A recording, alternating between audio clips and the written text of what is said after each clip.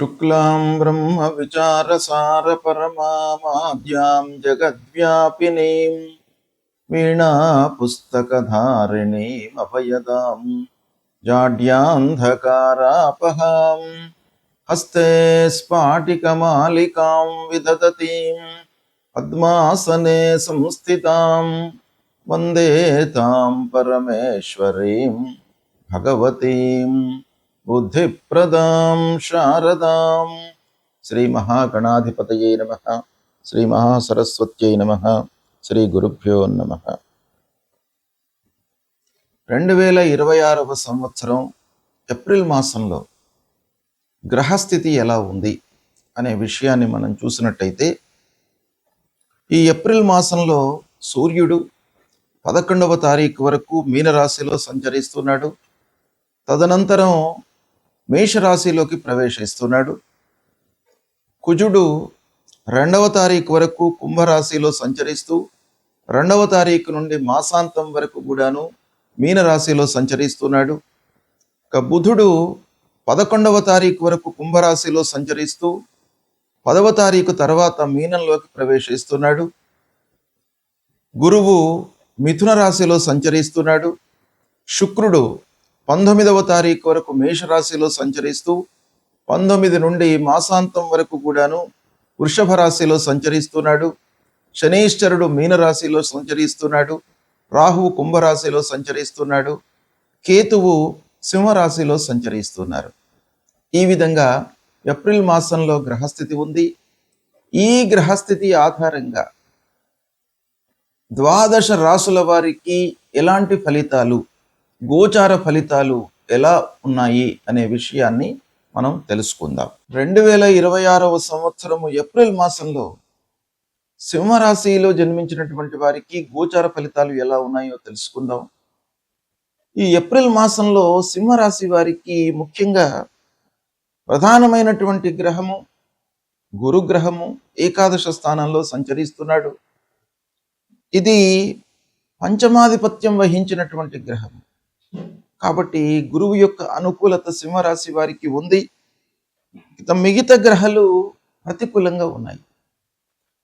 సూర్యుడు, కుజుడు, శని, రాహువు, కేతువు ప్రతికూలంగా ఉన్నారు. బుధుడు మిశ్రమంగా ఉన్నాడు. శుక్రుడు మిశ్రమంగా ఉన్నాడు.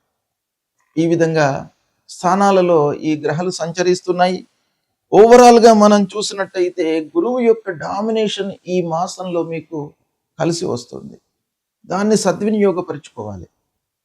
ఏంటంటే ముఖ్యంగా హయ్యర్ ఎడ్యుకేషన్ కొరకు ఎవరైతే ప్రయత్నాలు చేస్తున్నారో వారికి అనుకూలిస్తుంది. విదేశీ ప్రయాణాలు కలిసి వస్తాయి. రావాల్సినటువంటి డబ్బు వస్తుంది, చేతికి అందుతుంది. ఎన్నో రోజుల నుండి మీరు ఎదురు చూస్తున్నటువంటి డబ్బు మీకు అందే అవకాశాలు ఉన్నాయి. ముఖ్యంగా ఉద్యోగస్తులకు అభివృద్ధి కనబడుతుంది. వారు చేస్తున్నటువంటి వర్క్ ప్లేస్ లోపల మీ పనిని గుర్తించడము, అధికారులు మీకు మంచి బాధ్యతను అప్పగించడము, ఇలాంటివి జరిగే అవకాశాలు ఉన్నాయి. ఇక వ్యాపారంలో ఉన్నటువంటి వారికి కొంత మిశ్రమ ఫలితాలు ఉన్నప్పటికీ అనుకూలిస్తుంది. కాబట్టి వ్యాపారస్తులు కూడాను కొంత జాగ్రత్తగా నిర్ణయాలు తీసుకున్నట్టయితే ఆదాయం పెరుగుతుంది. లాభాల బాటన మీ ప్రయాణం కొనసాగుతుంది. స్నేహితుల సహాయ సహకారము అందుతుంది. అయితే వాటి మూలకంగా కొంత ఇబ్బందులు కూడా ఉన్నాయి. బంధువర్గము, స్నేహితులు, ఆప్తులు వీళ్ళ యొక్క సహాయ సహకారాలు మీకు పాజిటివ్గానే ఉన్నప్పటికీ వాళ్ళు దాన్ని మానిపులేట్ చేసుకునే అవకాశాలు ఉన్నాయి. కాబట్టి కొంత జాగ్రత్తగానే తీసుకోండి. పిల్లల విషయంలో ఆనందంగా ఉంటారు.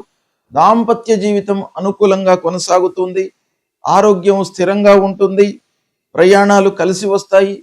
విద్యార్థులకు మంచి అవకాశాలు వస్తాయి. ఈ మాసంలో పోటీ పరీక్షలలో మీరు విజయాన్ని పొందుతారు.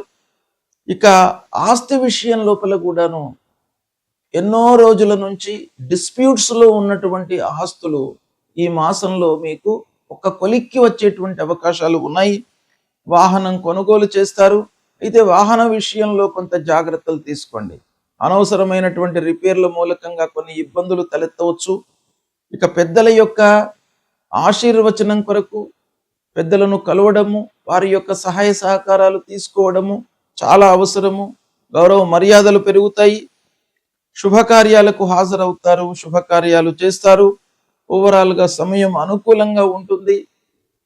మొత్తం మీద మీకు ఈ ఏప్రిల్ మాసంలో గురు భగవానుడి యొక్క అనుకూలత మూలకంగా మీకు బాగా శుభప్రదమైనటువంటి ఫలితాలు కలుగుతాయి. వాటిని సద్వినియోగపరచుకోండి. గ్రహస్థితి ప్రతికూలంగా ఉన్నప్పుడు మనము చేయవలసినటువంటి కర్తవ్యాలు ప్రముఖంగా శాస్త్రంలో చెప్పబడి ఉన్నాయి. వాటిని మనము పాటించినట్టయితే ఆ గ్రహాల యొక్క అనుకూలత, అనుగ్రహము లభిస్తుంది. మరి ఏం చేయాలి మనము అని అంటే, ముఖ్యంగా ఆరోగ్యపరమైనటువంటి విషయాలపై సూర్యుడి యొక్క సంచారం ప్రభావాన్ని చూపిస్తుంది. కనుక ఆరోగ్యము కొంత ఇబ్బందికరంగా ఉన్నప్పుడు, అనవసరమైనటువంటి ఆలోచనలతో మనము సతమతమవుతున్నప్పుడు సూర్యనారాయణుణ్ణి మనము పూజించడము చాలా ముఖ్యం. అంటే సూర్యుడు నమస్కార ప్రియుడు. కనుక మనం చేయవలసింది ఏంటంటే, ప్రతినిత్యం కూడాను ఉదయాన్నే స్నానం చేసి కొద్దిగా ఎండలోకి వచ్చి సూర్యుడికి 12 వారము అని అంటే 12 సార్లు మీరు సూర్యుడికి నమస్కారం చేసుకోండి. సూర్యుడికి నమస్కారం చేస్తూ భూమికి కూడాను నమస్కారం చేయండి. తద్వారా సూర్యనారాయణుడి యొక్క అనుగ్రహము లభిస్తుంది. అప్పుడు మీకు ఆరోగ్య సమస్యలు లేకుండా చూస్తాడు, మిమ్మల్ని కాపాడుతాడు. ఆదిత్య హృదయము పారాయణం చేసుకోండి. ఆదిత్య హృదయం మూలకంగా మీకు శారీరక ఇబ్బందులు లేకుండా మిమ్మల్ని ఆ సూర్యుడు కాపాడుతాడు. మూలమంత్రాన్ని జపించండి. జపా కుసుమ సంకాశం కాశ్యపేయం మహద్యుతిం తమోరిం సర్వపాపఘ్నం ప్రణతోస్మి దివాకరం అనేటువంటి మూలమంత్రాన్ని ప్రతినిత్యం కూడాను చదువుకోండి. ఇక అంగారకుడు, కుజుడు కూడాను ప్రధానమైనటువంటి గ్రహము. తొందరగా మనను రియాక్ట్ చేసేటువంటి గ్రహం. అనవసరమైనటువంటి విషయాల లోపల కూడాను మనను ఇన్వాల్వ్ చేసి ఆ పనులలో మనను నిమగ్నమయ్యి అనవసరమైనటువంటి ఇబ్బందులను మనకు కలిగించేటువంటి గ్రహము కుజుడు. ప్రతికూలంగా ఉన్నప్పుడు మీరు సుబ్రహ్మణ్య స్వామి దేవాలయానికి వెళ్ళడము, సుబ్రహ్మణ్యాష్టకము చదువుకోవడము. ఇక కుజుడికి సంబంధించినటువంటి మూల మంత్రం ధరణీ గర్భ సంభూతం విద్యుత్ కాంచన సన్నిభం కుమారం శక్తిహస్తంచ మంగళం ప్రణమామ్యహం అనేటువంటి ఈ మంత్రాన్ని ప్రతినిత్యం కూడాను చదువుకోండి. అంగారకుడు మీకు అనుగ్రహించి అనుకూలమైనటువంటి ఫలితాలను ఇస్తాడు. ఇక బుధుడు వ్యాపారము, మన బుద్ధి, ఆలోచన, సరి అయినటువంటి నిర్ణయాలు తీసుకోవడం పైన బుధుడి యొక్క అనుకూలత చాలా అవసరం. కనుక ఆ బుధుడిని అనుగ్రహము కొరకై విష్ణుమూర్తిని స్మరించండి. విష్ణు సహస్రనామ పారాయణం చేసుకోండి ప్రతినిత్యం కూడాను. ఇకపోతే గురువు ప్రధానమైనటువంటి గ్రహము. గురు ప్రతికూలంగా ఉన్నప్పుడు సద్గురువులను సందర్శించుకోండి. దక్షిణామూర్తి స్తోత్ర పారాయణాన్ని చేయండి. దత్తాత్రేయ స్వామి దేవాలయానికి వెళ్ళండి. దేవానాంచ ఋషీణాంచ గురుం కాంచన సన్నిభం వందనీయం త్రిలోకానాం తం నమామి బృహస్పతిం అనేటువంటి మూల మంత్రాన్ని ప్రతినిత్యం కూడాను చదువుకోండి. ఆ గురువు యొక్క అనుగ్రహము మీకు లభిస్తుంది. అదేవిధంగా శుక్రుడు మనకు అన్ని విధాలుగా సంతోషాన్ని కలిగించేటువంటి గ్రహం. కాబట్టి ఆ శుక్రుడి యొక్క అనుగ్రహం కొరకు మీరు ఏం చేయాలి? మహాలక్ష్మి అష్టకాన్ని ప్రతినిత్యం కూడాను చదువుకోండి. తద్వారా శుక్రుడి యొక్క అనుగ్రహం లభిస్తుంది. శని ప్రతికూలంగా ఉన్నప్పుడు హనుమాన్ చాలీసా పారాయణం చేసుకోండి. ఆంజనేయ స్వామి దేవాలయానికి వెళ్ళండి. నీలాంజన సమాభాసం రవిపుత్రం యమాగ్రజం ఛాయా మార్తాండ సంభూతం తం నమామి శనైశ్చరం అనేటువంటి మూల మంత్రాన్ని చదువుకోండి. రాహు ప్రతికూలంగా ఉన్నప్పుడు అమ్మవారి దేవాలయానికి వెళ్ళండి. రాహు మూలకంగా మనకు ఎన్నో ఇబ్బందులు, భయము, ఆందోళన ఇలాంటివన్నీ కూడాను కలిగే అవకాశాలు ఉంటాయి. ఛాయాగ్రహము మనిషి కంటే కూడాను ఛాయ అనేటువంటిదే చాలా మనకు ప్రధానంగా మనను ఇబ్బంది పెట్టేటువంటి గ్రహము. కనుక అమ్మవారిని దర్శించుకోండి.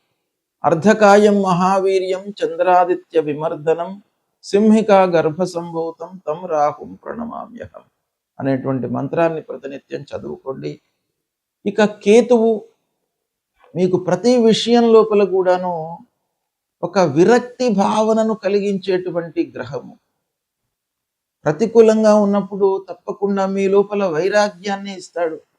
అంటే ఆ పని పైన మీకు అశ్రద్ధను కలిగిస్తాడు. శ్రద్ధ అనేటువంటిదే చాలా ముఖ్యమైనటువంటిది.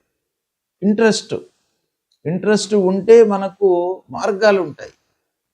కాబట్టి ఆ కేతువును మీరు అనుకూలం చేసుకోవడానికై గణపతిని స్మరించండి. గణపతి దేవాలయానికి వెళ్ళండి.